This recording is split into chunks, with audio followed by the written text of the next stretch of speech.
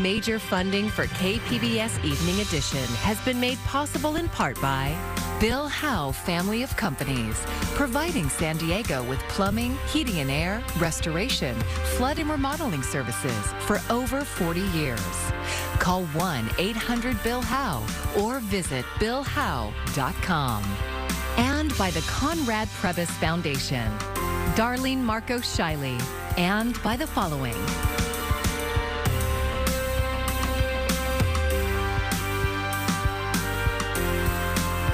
And by viewers like you. Thank you.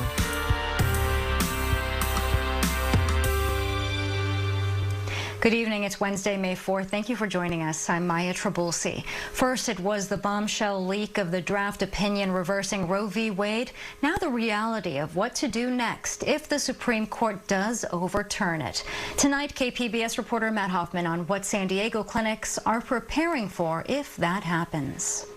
Looking at the makeup of the court, we've been preparing for several very bad outcomes, this being the worst. Dr. Antoinette Marengo is the Chief Medical Officer for Planned Parenthood of the Pacific Southwest, which covers San Diego, Imperial, and Riverside counties. She says even before this, up to 50% of patients seen at their Imperial clinic were from out of state or out of country, either crossing the border from Mexico or coming from Arizona. With up to 26 states poised to ban or severely restrict abortion if Roe is overturned, Planned Parenthood is expecting a wave of new patients. We're going to see a dramatic increase. There's just no crystal ball. It's hard to predict what % increase, but we are preparing. Governor Gavin Newsom and state legislative leaders are proposing an amendment to California's constitution that would further solidify a woman's right to choose. We're not going to be defeated, certainly not here in the state of California. In fact, we are going further. And while it's well established in statute since 2002, that we are a reproductive freedom state, we are going to enshrine that, codify that, as we should in the state constitution. Local Planned Parenthood officials say there's a number of reasons why someone could cross state lines to get an abortion here. Patients will come where they have some support network, maybe somewhere they can stay, also where they're not going to feel stigmatized for coming in and having an abortion. California is a beacon for reproductive rights. Marengo says abortion is healthcare, and as a doctor, she's worried about women losing access. It has nothing to do with the safety of abortion because abortion is very safe. It has everything to do with politics. It has everything to do with people's religious fervor, and that has no business in my exam room. A final decision on Roe could come as early as next month. Matt Hoffman, KPBS News. Legendary civil rights leader and community organizer Dolores Huerta has joined the fight to protect Roe v. Wade and other constitutional freedoms. The co-founder of the United Farm Workers Union spoke to students at Southwestern College this afternoon. She had strong words for the conservative majority of Supreme Court justices. Huerta said their push to ban abortion emboldens their right-wing supporters. The haters, the people that are anti-women's rights, reproductive rights, the ones that are anti-gay, they're the same ones that are anti-immigrant, okay? They're the same ones that are trying to suppress the vote. Huerta and the late Cesar Chavez worked to organize California farm workers back in the 1970s. At the age of 92, she continues to travel the country in support of unions and the rights of marginalized communities. And we are following all of the latest developments on Roe v. Wade at kpbs.org. On our homepage, you'll find a spotlight on our local coverage as well as state and national stories. The San Diego Police Officers Association says violent crime and murders are on the rise at public parks. KPBS Speak City Heights reporter Jacob Ayer says a San Diego council member claims she was unfairly targeted by the organization for the spike. San Diego police say something needs to be done about what they say are increasing numbers of murders and violent crime at city parks. Police Union President Jared Wilson says the spike is happening in all corners of the city. On Friday night, there was the 12th homicide in a San Diego City park in the last year, and the data shows that that is a drastic uptake in murders in city parks. In a news release, the police union singled out City Council President Pro Tem Monica Montgomery Stepp, who heads the Public Safety and Livable Neighborhoods Committee, because it said she wants to divert police funding. But the council member says their statement is just not true. According to Montgomery Stepp, a lack of resources for communities south of Interstate 8 has contributed to the cycle of violence in those communities. But violence is not biological. It has not been solved with over-policing, and it has not been solved with more funding.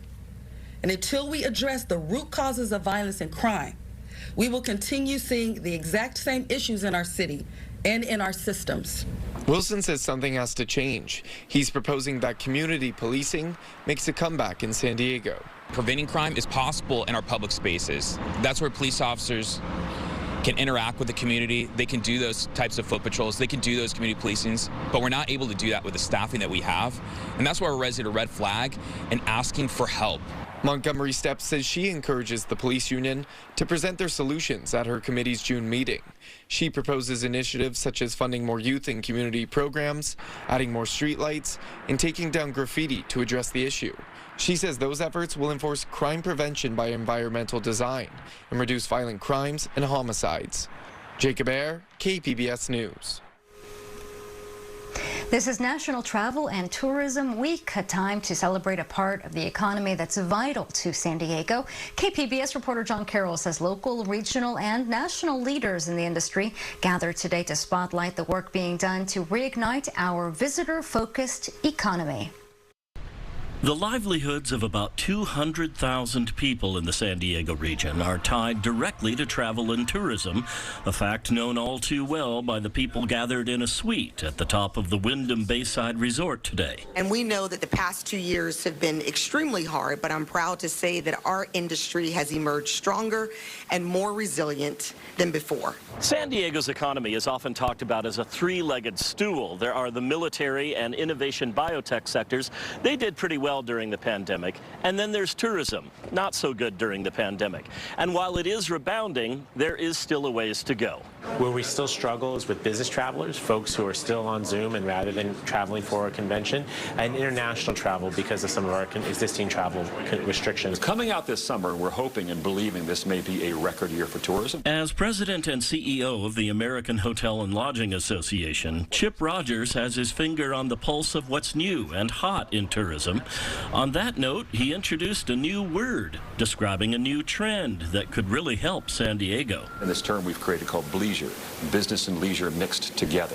In fact, 90% of business travelers now say they intend to add leisure activities to their trips.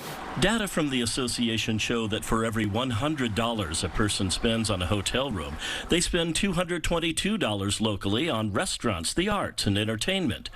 But as this rebound happens, the Tourism Authority's Julie Coker says it's important to keep equity and inclusivity as focal points. But we have an industry where you have the ability to have a career that allows you to move up without a degree. It's flexible. There are high-paying jobs. There are sustainable careers. And there is a measure of security as well, because people will always want to come visit our beautiful corner of the world. John Carroll, KPBS News. Tom Cruise and the cast of Top Gun jet to San Diego. Coming up on Evening Edition, a look at the premiere for the long-awaited sequel. President Biden put forth plans today to reduce the nation's deficit and praise the economic climate. He did so as the Federal Reserve moves to raise interest rates. Gloria Pazmino looks at what this means for Americans. The Federal Reserve announced Wednesday it's pulling back economic support, raising interest rates by 0.5 percentage point, a first in more than 2 decades. Inflation is much too high, and we understand the hardship it is causing. The policies outline the central bank's strategy to cool down the economy as rapid inflation continues.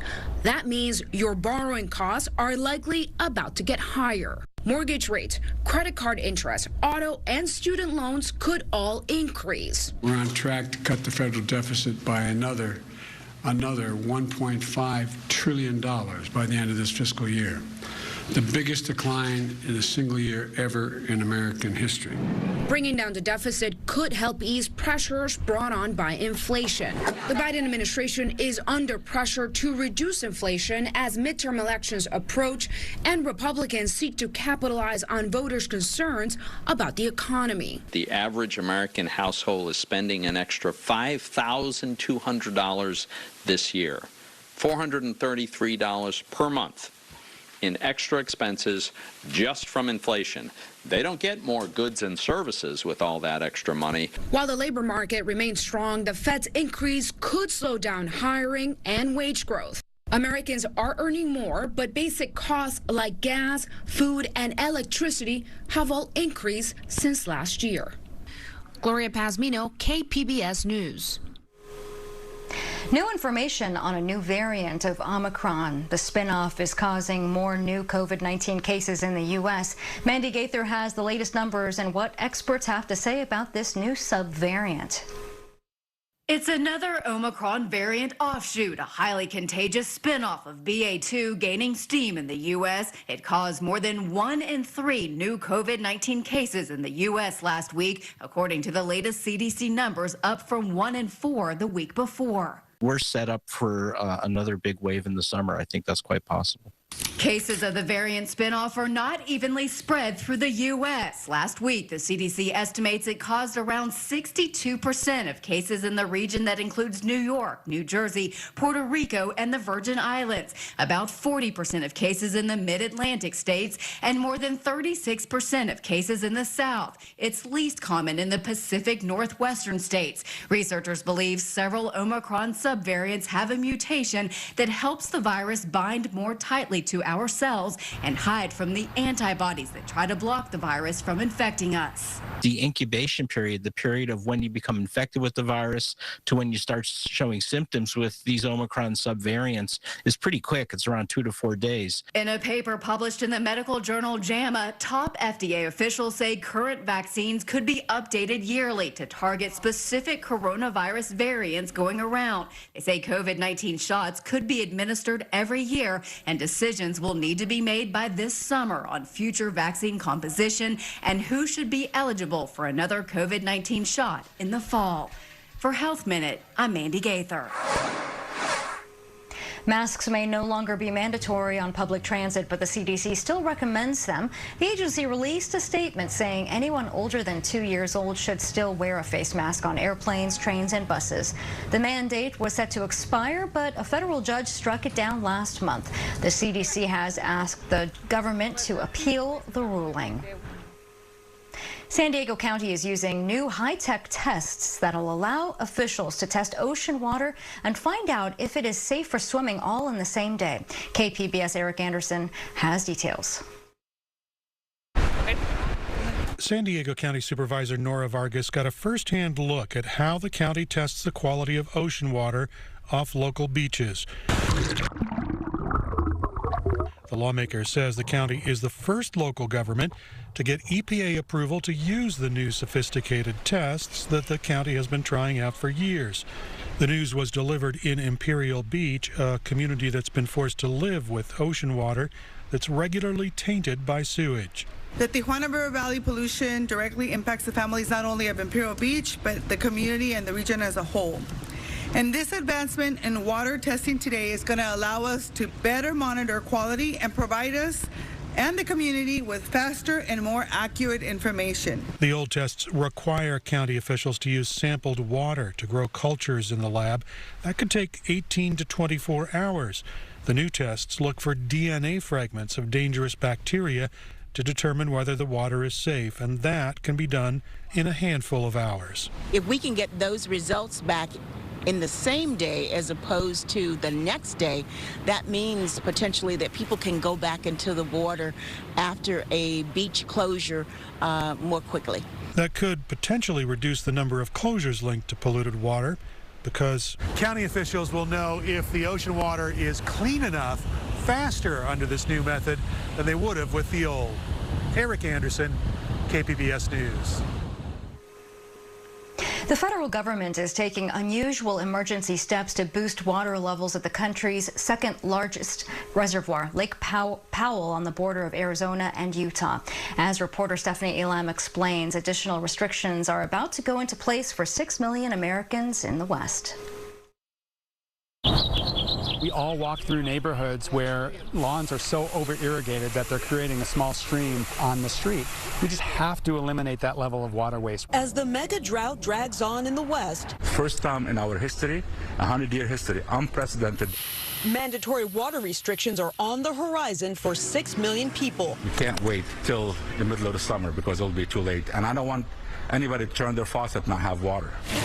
The Metropolitan Water District of Southern California is asking residents to cut their water usage by 35%, while also mandating that either water limits are put in place or outdoor watering be restricted to 1 day a week in parts of Los Angeles, Ventura, and San Bernardino counties beginning June 1st.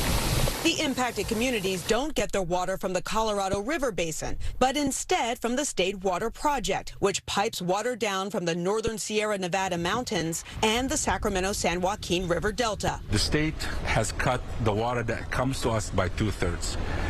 And that's because there's no supply. Indeed, there isn't. There's not very much snow here. Marking the end of the wet season, California measured only 4% of the April average for its snowpack, basically a frozen reservoir that accumulates snow over the winter. The May measurement was no snow. As temperatures warm in the spring, that snow melts off, runs downstream, and ends up providing about 30% of the state's water needs. At least that is what should happen. Climate change is accelerating in alarming ways and faster than scientists predicted even 10 or 20 years ago. And that means we have to move very quickly. The drought is more broadly apparent at Lake Mead, the nation's largest reservoir, which supplies water to some 40 million people across 7 states and Mexico. The water line has dropped so low in the lake that it's exposed a water intake valve in service since 1971. The Southern Nevada Water Authority activating a newer low lake pumping station to still be able to access water for its customers. Coming online is also a symbol of how serious the situation is on the Colorado River right now. While the cuts are frustrating to some, to kill everything that we've got, it's ridiculous.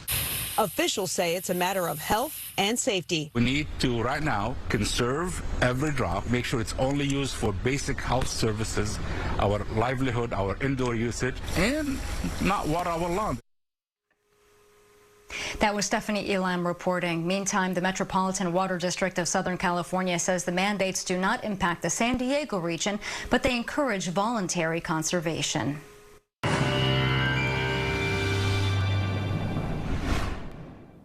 A lot to talk about on this Wednesday. We'll still be dealing with some morning and also some evening low clouds as we go on throughout the next couple of days. Warmer weather, though, expected throughout the rest of the week, so a nice warming trend before we are in for a cooler weekend ahead and a cooler start to next week. So a lot going on here, many headlines to cover. Take it into the evening hours and notice that the low cloud coverage will help us out, especially right along the coastal areas, so temperatures falling back to some 50s, maybe more interior areas where we have less cloud coverage. Ramona dropping down to 47, Escondido 49, Borrego Springs falling back to 67, and Mount Laguna dropping down to the 50s overnight. But here comes this ridge, and notice the jet lifts to the north, so this warmth will spread across the four corners, and expecting some heat to build, especially across more interior Southern California, stretching into Vegas and then down to Phoenix again. Wildfire concerns will stay with us as we go on, and also as the drought worries, so fire danger is elevated. As we look at tomorrow, though, you have mostly sunny skies in the forecast, and there's the warming trend. El Cajon 87, Ramona 87, Borrego Springs in the triple digits, and Mount Laguna, you will also see temperatures in the 70s. All right, there's the clouds. Notice how they kind of lift away as we go into our lunch hour for your Thursday and really start to dissipate by the evening hours, allowing for some clearing and also just a pretty nice evening on tap for your Thursday, falling back to the 50s, especially along the coast. You can see the warmer trend kind of lingers here for some of the weekend before we take a dip in temperatures, and then even more so for Sunday and Monday of next week. That same trend found the further inland you go, especially especially on Saturday. You have that high of 78, and then there's the downward trend by Monday inland. You're looking at highs only in the mid-60s. In the mountains, same kind of trend here. Temperatures falling to only the low 50s for your highs on Monday, and across the desert, you're looking at triple digits until we get to Sunday. For KPBS News, I'm meteorologist Michelle Rotella. A doctor who worked at Colorado's first abortion clinic in 1973 is still seeing patients to this day. And as Kelly Rinke reports, he worries history will repeat itself if Roe v. Wade is overturned. And then this one was taken by the Los Angeles Times, and this was published in 1992. For over 45 years, Dr. Warren Hearn has shared many stories about his life calling. This is my work. This is what I do. A career revered by colleagues, but despised by those who oppose abortions. And the day I was coming back, somebody took stones from a flower box out here and throw it through the window. It says, "This window was broken by those who hate freedom." He remembers that threat made towards his clinic in Boulder in the 1980s and the 5 bullets fired through the front door. Dr. Hearn says he kept coming back so he could help his patients. She said, "It's so different. You're a doctor. It's clean. The windows are open. The lights are on. Please don't ever stop doing this." And so I didn't. Before Roe v. Wade, he thought too many women were dying because of unsafe, illegal abortions. That's why he started this practice. Then I just started performing the abortions in the safest way I could. But if the Supreme Court overturns Roe v. Wade, Dr. Hearn worries history could repeat itself. That women will die trying to have unsafe and illegal abortion because they can't get a safe abortion. I have always felt this is an extremely important service, and there's never been a time when it's less important. This clinic is a refuge for women who are seeking a procedure that may be banned in other states. At age 83, Dr. Hearn feels called to help even more people. This is a major component, an essential component of women's health care, and it's being threatened now. I'm Jeff Bennett. Tonight on the NewsHour, the Federal Reserve implements the largest rate hike since 2000. But is it enough to combat rising prices? Coming up at 7 after Evening Edition on KPBS. A total of $141 million will be going back to some TurboTax customers. The company agreed to pay the money in restitution for allegedly steering them away from free tax filing services. 4.4 million customers who used the TurboTax free edition between 2016 and 2018 will be getting about $30 for each year that they were unfairly charged. The investigation revealed federally supported tax filing products were difficult to find, allegedly because customers were instead directed to paid versions. More Amazon jobs are coming to San Diego. The retail giant plans to create 2,500 corporate and tech jobs in Southern California, with 700 of those specifically in San Diego. Amazon has signed a lease for a building at UTC that will open early next year. The company is looking to hire software engineers, game designers, as well as HR, finance, and IT personnel. If interested, you can go to amazon.jobs/EN for more information. There are currently about 1,000 Amazon employees working at the company's tech hub here in La Jolla. The stars were out in broad daylight over San Diego today. The brightest one, actor Tom Cruise. He and his Top Gun Maverick co-stars flew in to celebrate the sequel 36 years later. Here's KPBS military reporter Steve Walsh. We're out here at the Base Theater on North Island. This base played an enormous role in the movie. Obviously back here, they're playing Top Gun. Down the street is where many of the F-18s that feature so prominently in the film are housed.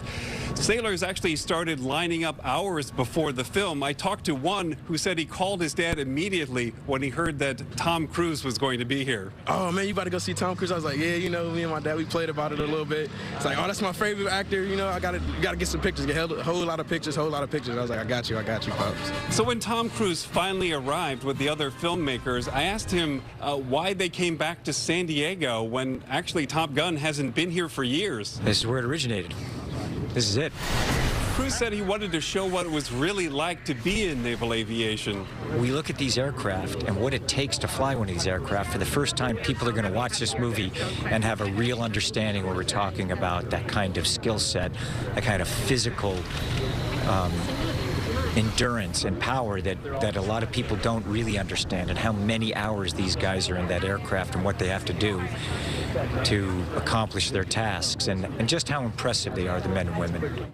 There are actually several events going on in San Diego related to the premiere. You've got the screenings here on North Island. Over on the Midway, there's going to be another red carpet, and then there'll be another premiere downtown at the Civic Center. This movie is actually 5 years in the making with all the delays from COVID. It was originally supposed to come out in 2019, but it's finally here. Steve Walsh, KPBS News. And of course, it's an important day. May the 4th be with you. Today is unofficially known as Star Wars Day because the date is a play on the franchise's famous phrase, "May the Force be with you." Disney Plus treated fans to a new trailer for its upcoming Obi-Wan Kenobi series.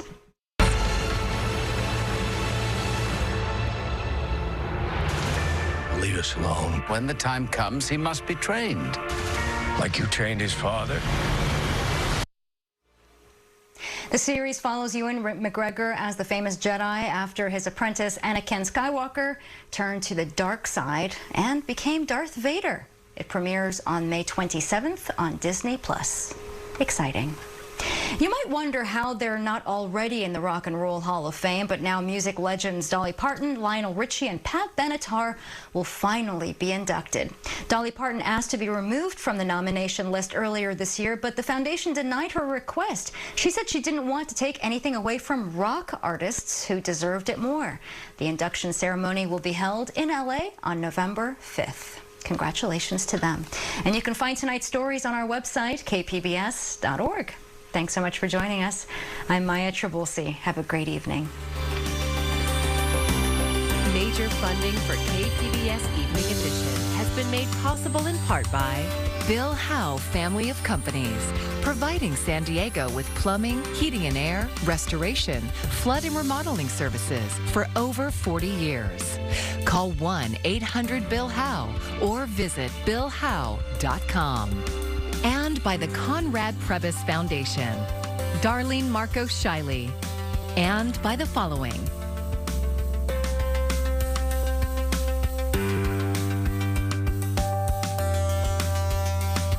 And by viewers like you. Thank you.